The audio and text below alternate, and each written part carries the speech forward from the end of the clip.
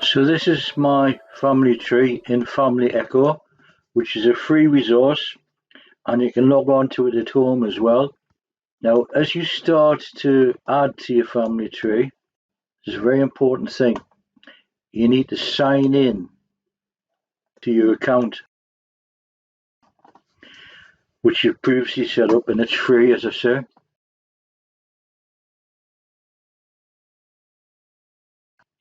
And now we can add it to and edit this. Now, I can zoom in and out using the middle mouse wheel or using these buttons down here. And if I click on me, that we see the entire tree. But if we go to one of our ancestors here, my great grandfather, now the tree focuses on the people related to him, and as it grows, you're going to want to do that to be able to look at your tree. Now, I'm lucky enough to have a lot of pictures for people in my family.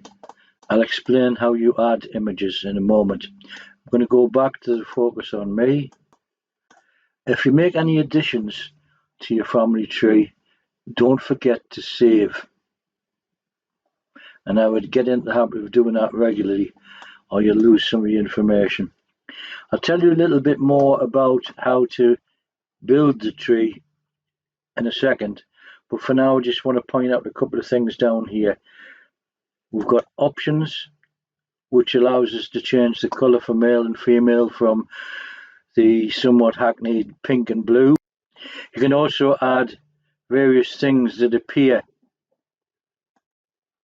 on each of your ancestors. They have added birth date, and it's your choice what you choose to add.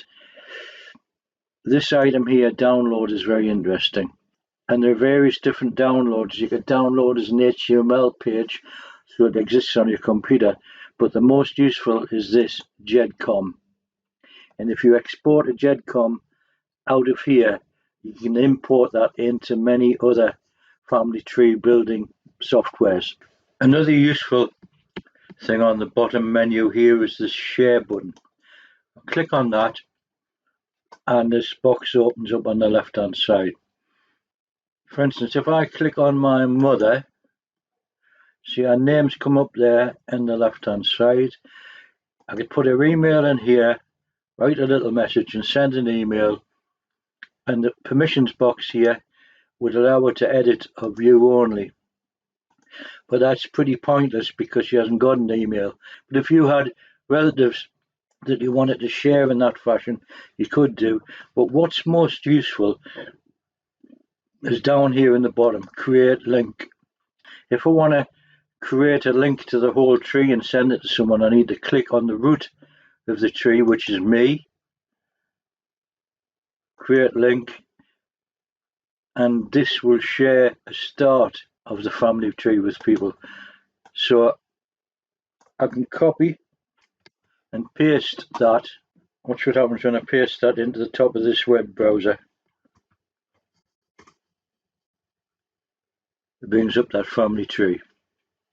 So that's the way to share a link to your family tree. Now that's rather a long link, so there's another module on a thing called Bitly, which will create a short link that you can send to people. And there's also a module on how to copy and paste. If I go up here to my account, you could have several different family trees, and you need to check that you haven't inadvertently created a new one, when really what you want is always to add to your main one.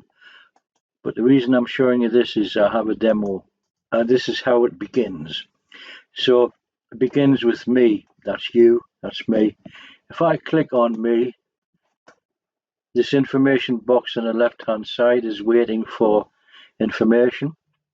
You can add here, add my photo, or add any photos you've got of other people, and I suggest you crop them to head and shoulders because that fits in best.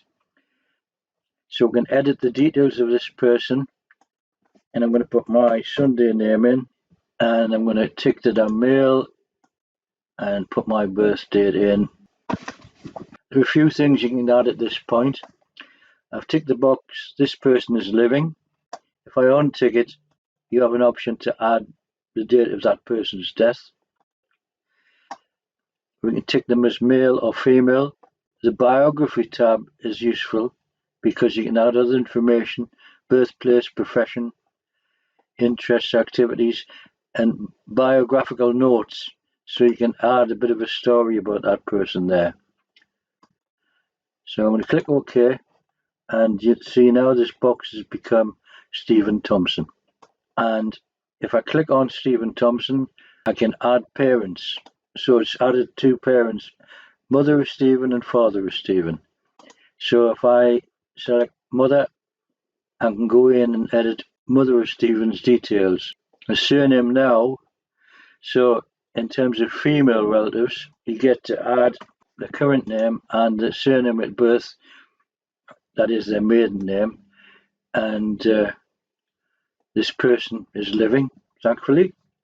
If we click on Winifred Thompson, which I've now added details about, I can add the parents of Winifred Thompson, which is my grandmother and grandfather.